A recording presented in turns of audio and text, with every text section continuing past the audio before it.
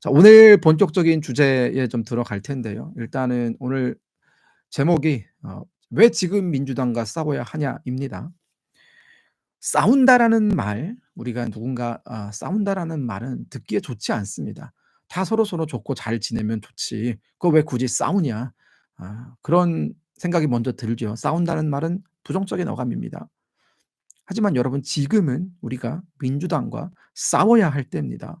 무엇을 위해 싸우느냐? 우리는 자유민주주의 대한민국의 그 절대적인 가치를 놓고 싸워야 합니다. 저는 명백히 말씀드리건대 지금 현재 이재명의 민주당은 단 요만큼도, 정말 눈꼽만큼도 민주적이지 않다. 그들은 일당 독재의 길을 걷고 있고 이재명 절대 존엄의 그 주위에 똘똘 뭉쳐서 이재명의 명령이 모든 민주당의 당원 당규보다 위에 있고 당론의 위에 있고 이재명의 말이 곧 당론이 되고 이재명의 뜻이 곧 민주당 사람들의 모든 뜻이 되어 버리는 그런 굉장히 비상식적이고 상당히 독재적인 그런 모습을 보면서 저는 공포감이 들었습니다. 언론에서는 이재명 포비아라고 부르더라고요. 이게 어떻게, 이재명 포비아라는 단어가 여러분 그냥 만들어진 단어가 아닙니다. 자, 생각을 해 보셔야 돼요. 왜 보수 쪽에 있는 사람들은 이재명을 그렇게 두려워하고 이재명에 대해서 그렇게 경계할까? 이재명이라는 사람이 당대표가 되기 이전 성남시장 시절 때부터 경기도지사, 대선 후보, 그리고 계양구에 출마, 국회의원 배지를 달고 본인의 어떤 그 여러 가지 혐의를 없애기 위해서 민주당의 방탄 뒤에 숨고 정말 지금까지 해왔던 그 모든 정치 역사 중에서, 그 정치의 그 여정 중에서 과연 여러분들이 생각했을 때 이것만큼은 우리가 긍정적으로 평가할 수 있다라고 말씀할 수 있는 부분이 있습니까? 저는 없다고 보거든요.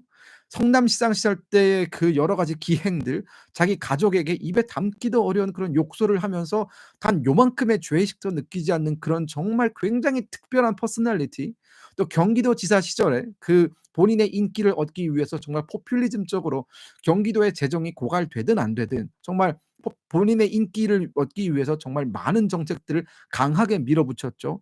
그 또 성남시장 시절 때도 여러분들 지금 재판을 받고 있는 대장동이라든가 백현동이라든가 성남 FC 사건이라든가, 자, 그런 사건들의 모든 배경에는 누가 있습니까?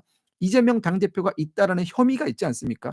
아직까지 법원에서 확정 판결이 난 것이 아니기 때문에 제가 확정져서 말씀드리지는 않겠습니다. 자, 그러나 지금 짙은 혐의를 받고 있죠. 그리고 얼마 전에 이재명 대표 선거법 위반으로 1심에서 실형을 선고받았습니다. 지금 2심 결과가 나오기 전에 윤석열 대통령의 탄핵 결과가 빨리 나와야 이재명 대표 입장에서는 감옥에 가지 않고 본인이 대통령이 되는 그런 어떤 시나리오가 완성이 되니까 지금 저렇게 발광하고 있는 건 아닙니까? 자, 지금 저런 민주당이 지금 우리 앞에 있습니다. 그리고 저들은 수단과 방법을 가리지 않습니다. 여러분들 오늘 보셨듯이 손 팔다리 다 잘린 그 대통령 잡겠다고 자기 관저에, 어떻게 보면은 이제는 관저에 유치되어서 뭐 어떤 것도 할 수 없지 않습니까? 탄핵은 가결이 되었으니 대통령의 직무를 수행할 수도 없습니다. 그리고 밖으로 마음대로 나갈 수도 없어요.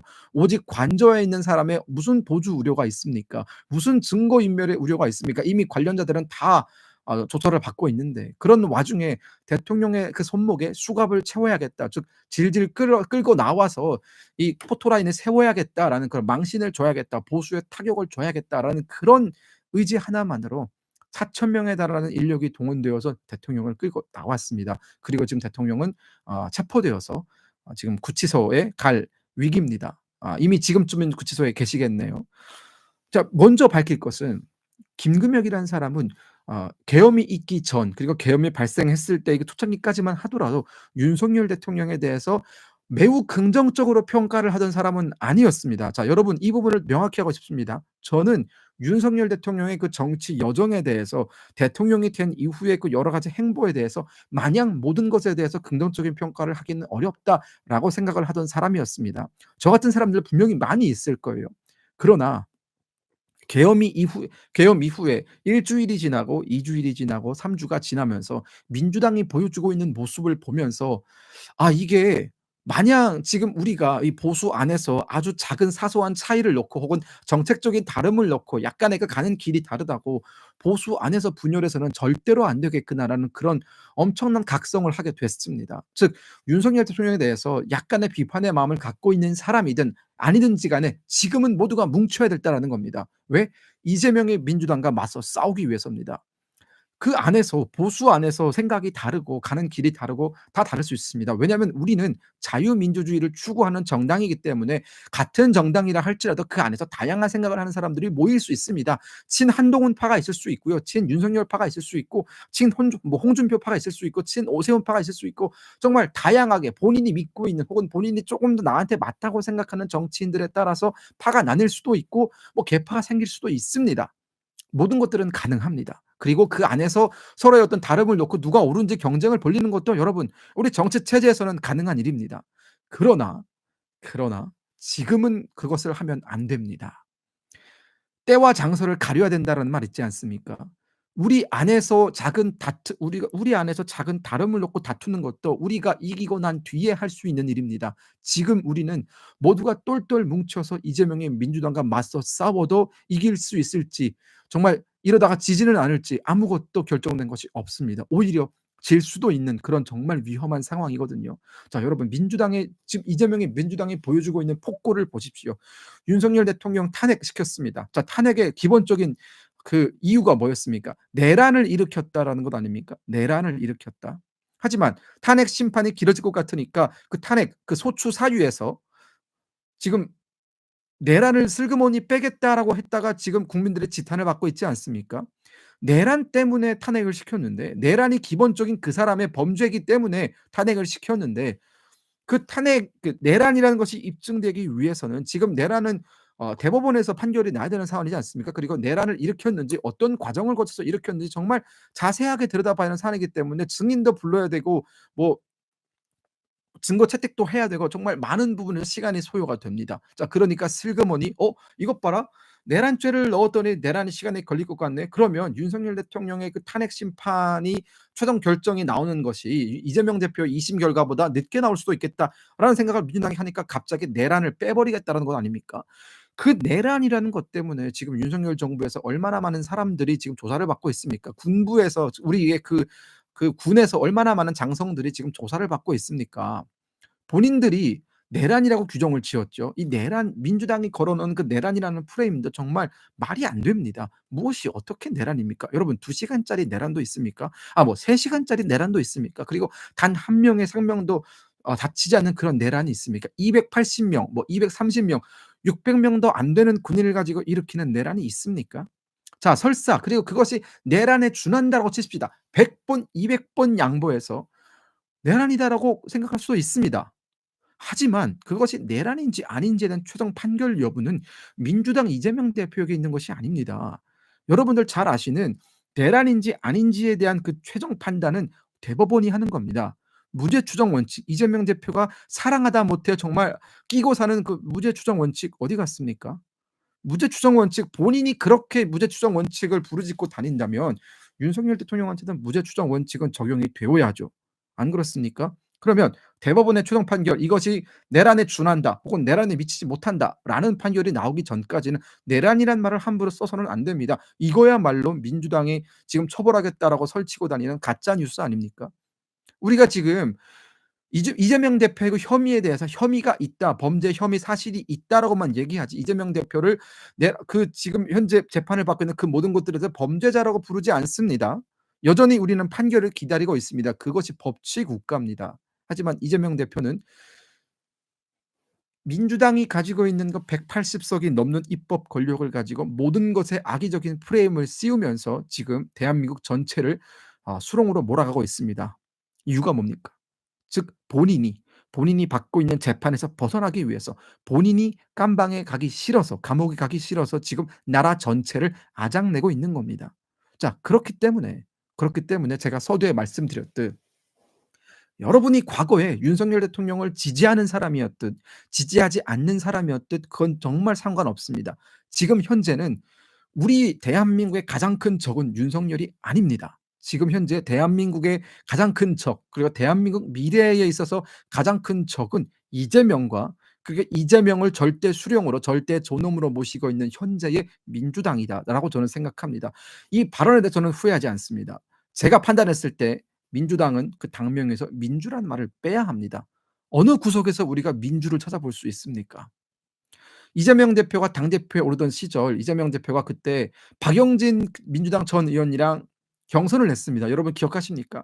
그때 이재명 대표가 경선 당시 그렇게 얘기를 했어요. 이 민주당의 그 민주주의는 현재 이재명과 경쟁 관계에 있는 박용진도 배지를 달 수 있는 박용진에게도 공천을 주는 것이 바로 이재명의 민주당이 추구하는 민주주의다라고 얘기했습니다. 자, 그러면서 당대표 선거를 이겼고 당대표가 됐어요. 자, 그 뒤 몇 달 뒤에 무슨 일이 일어났습니까? 박영진 의원 공천 못 받았죠. 여기서 쫓기고 저기서 쫓기면서 박영진 의원을 암살하기 위해서 정말 많은 그 공천 자객이 이루어졌고 그 공천 자객 대부분은 친명계 사람들이었습니다. 즉 박용진이라는 사람을 눌러앉히기 위해서 이재명에 반대되는 목소리를 냈던 민주당 내에서의 그 중량감 있는 인사를 내려앉히기 위해서 이재명의 그 친명 세력들은 할 수 있는 모든 비열한 짓을 다 했고 결국 박용진 의원의 배지를 달지 못했죠. 이재명 대표가 약속했던 민주당의 민주주의 어디 갔습니까? 요만큼도 찾아볼 수 없죠. 자, 국민의힘. 국민의힘은 그럼 민주주의 하는 거냐? 너네 뭐 윤석열 대통령 말 고분고분 따르고 뭐 여당 뭐 민주주의 하냐라고 얘기하지 않습니까? 자, 여러분 현재 어 민주당과 국민의힘을 돌아봤을 때 민주당은 이재명 대표 이외에 발언권이 없습니다. 박찬대 원내대표가 발언권이 있다고 생각하십니까? 정청래 법사위원장이 민주당 내에서의 발언권이 있다고 생각하십니까? 그들이 가질 수 있는 발언권은 이재명 대표의 허락을 얻어서만 가질 수 있는 발언권들입니다. 아닙니까? 아닙니까? 하지만 국민의힘에서는 누구나 다 자유롭게 발언할 수 있습니다. 여전히 한동훈 대표는 물러났지만 친한 세력이 남아서 여전히 한동훈 대표와 뜻을 같지 않은 사람들이 목소리를 내고 있지 않습니까? 저는 물론 그들의 목소리에 동의하지 않습니다. 동의하지 않아요, 저는. 그렇지만 그들이 그들만의 공간에서 목소리를 내는 것만큼은 용인을 해 줘야 된다는 겁니다. 그것이 바로 정당 내 민주주의입니다. 홍준표 대표를 뭐 대선 후보로 내세워야 된다는 사람도 있을 수 있고요. 다양한 사람들이 있을 수 있어요. 다 목소리를 낼 수 있습니다. 그것이 바로 국민의힘이 가지고 있는 저력입니다. 친윤이 있고 친홍이 있고 뭐 친한이 있고 여러 계파가 존재하면서 서로 자기들끼리 열심히 싸우고 있지만 그래도 국민의힘이라는 틀 안에서 민주주의를 유지하고 있습니다. 어느 누가 이재명 대표 앞에서 기침이라도 낼 수 있습니까? 민주당에서. 그럴 수 있는 사람 있습니까? 자, 얼마 전에 최민희 의원이 그런 말을 했었죠. 이재명 대표 1심 재판 결과 그 선거법 위반 이제 그 재판 결과 나온 다음에 최민희 의원이 이런 말을 했어요. "만약 민주당 내에 잔존해 있는 비명계가 이때다 싶어서 목소리를 내면 모두 죽여버리겠다."라고 얘기했습니다. 물론 그 죽인다라는 것이 뭐 살인을 말하는 건 아니겠죠. 그건 아닐 겁니다. 하지만 정치적으로 그들을 모두 죽여버리겠다라고 하는 것은 동료에게 할 수 있는 말입니까? 같이 뭐 나름 그들의 시각에서 민주화를 위해서 같이 투쟁했던 사람들에게 이재명 대표에 반대하는 말을 한다고 그들을 죽여버리겠다라고 얘기하는 것이 과연 그들이 생각하는 민주주의입니까? 그들이 민주주의 뭐 지금 민주당이 얘기하는 그거 아닙니까? "우리가 뭐 민주화의 주역들이다."라고 얘기하는데 민주당 의원들에게 묻고 싶습니다. 당신들이 대학생 때 생각했던 민주주의는 과연 어떤 겁니까? 이게 지금 현재 민주당의 모습이 당신들이 그렇게 목청껏 외치는 "우리가 민주주의를 위해서 투쟁을 했소."라고 외치는 그 민주주의가 지금 이런 모습입니까? 여러분들은 이걸 민주주의라고 부를 수 있습니까? 만약 여러분들이 아무런 양심의 가책이 없이 지금 이재명의 민주당도 민주주의다라고 얘기한다면 여러분은 민주화를 위해서 싸웠다고 얘기하지 마십시오. 여러분들은 민주화를 위해 싸운 게 아닙니다. 여러분들은 그저 또 다른 권력, 자신들이 권력을 쟁취하기 위해서 싸운 그냥 또 다른 권력에 빌붙어 사는 그런 권력을 추구하는 사람들이었을지언정 여러분들은 민주주의 투사가 아닙니다. 지금 이재명의 민주당은요. 단 요만큼도 어떤 구석에서도 민주주의의 모습을 찾아볼 수 없습니다. 그들이 만약 민주주의였다면 이렇게 입법권을 마음대로 휘두르지 않았을 겁니다. 그들이 만약 민주주의였다면 이렇게 행정부를 대놓고 압박하지도 않았을 겁니다. 그들이 민주주의였다면 입법 권력을 가지고 본인들의 의사에 반하는 사람들을 카카오톡 커뮤니티까지 검열하면서 이렇게 탄압하지는 않았을 겁니다. 민주파출소라고요. 당신들이 뭔데 민주파출소를 만듭니까? 당신들이 뭔데 국민들의 눈과 귀를 막습니까? 당신들이 뭔데 국민들의 목소리를 막습니까? 당신들에게 누가 당신들에게 그런 권한을 줬습니까? 누가 그러라고 했습니까? 그것이 민주주의입니까? 그것이 지금 자유민주주의입니까? 어디에 자유가 있고 어디에 민주주의가 있습니까?